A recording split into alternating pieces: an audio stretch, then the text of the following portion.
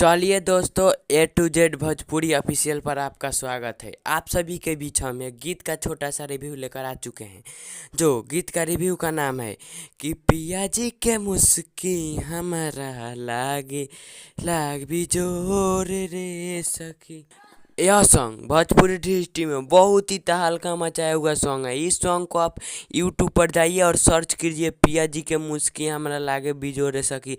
यह सॉन्ग खेसारी लाल का है और वीडियो में भी आपको खेसारी लाल और अमरपाली दुबे जी देखने को नजर आ सकते हैं।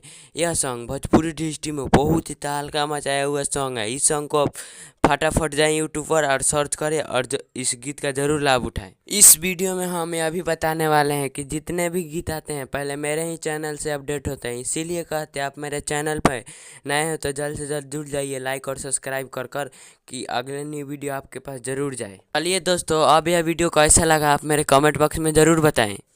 ऐसे ऐसे वीडियो देखने के लिए आप मेरे चैनल पर जुड़ जाइए और फिर मिलते हैं नेक्स्ट वीडियो में। नेक्स्ट वीडियो का